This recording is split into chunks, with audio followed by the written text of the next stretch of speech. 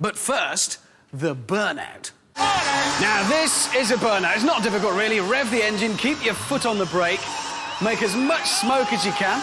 All your mates cheer and jeer. Look at that, they're really pleased. And look at all that smoke. Marvellous. See, it's really not that difficult. And to put it into perspective, we've got one of our charts here. This actually shows the ascent of man. So, we started down here as apes, and then over millions of years we evolved through the Willman era, through the Subaru Impreza driver era, until we get here, upright walking, modern man as we know him today, capable of thought and general brilliant stuff.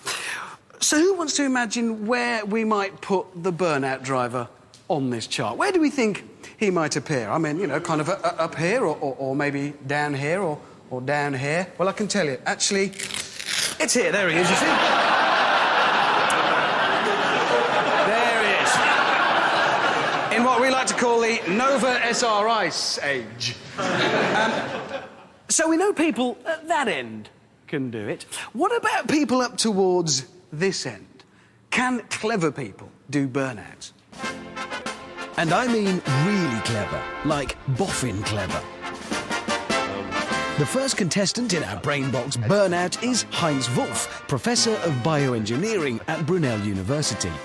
Competing against him is Brian Sewell, Britain's brainiest art critic. And finally, Professor Colin Pillinger, the country's leading expert on planetary and space science research. And this is the car the eggheads will be burning out. A Nissan 300ZX with 480 brake horsepower, a competition clutch and twin 10-inch subwoofers. So there we are, Britain's brightest brains focused on mankind's most mindless activity. I think what I like about it is that it's part of a mechanical ballet. It has brakes. Yes. That's why no woman should ever drive a car. They simply don't understand how these things mesh together. So it's accelerator, clutch, brake. No, accelerator, brake, clutch. You see, we didn't foresee this. They're still asking questions. This could take hours. First up, Brian Sewell, who wrote of Botticelli's portrait of Smeralda Bandinelli. The background architecture is an unconvincing fiction, the perspective absurdly steep in its unnerving rush into an unreal distance.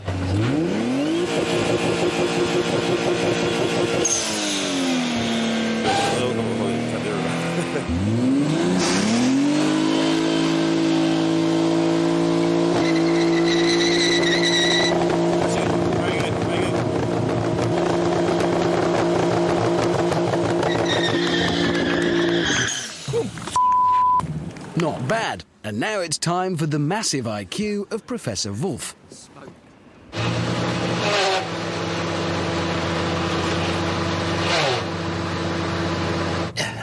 No, I'm having distinct touch trouble in this. Back rev? No. No. I missed the brake with my foot. He must.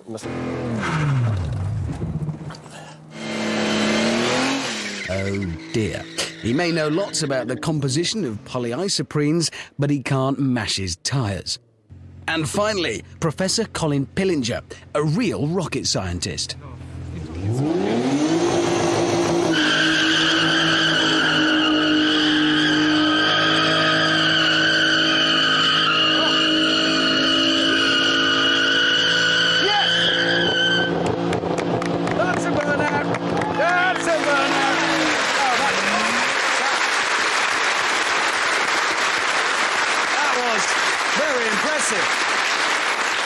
You may have noticed one missing. That's because Professor Heinz Wolf was so gutted at not doing desperately well, he had to rush off home and invent something to console himself. We have still got two, though. Yes, and absolutely. I would just like to say what a great pleasure it is for me to have people on my intellectual plane for a change. Oh, no, I know where this is going, and I know what you're about to say, because I'm a doctor. I am a doctor. No, you're not. I am a doctor. Can I just explain?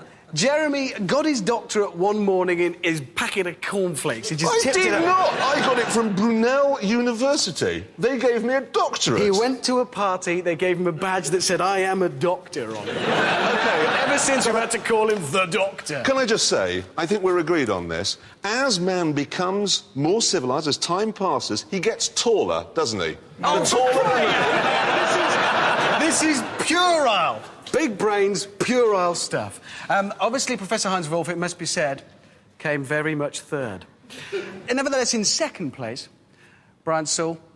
It was a magnificent effort. Very well done. Well done.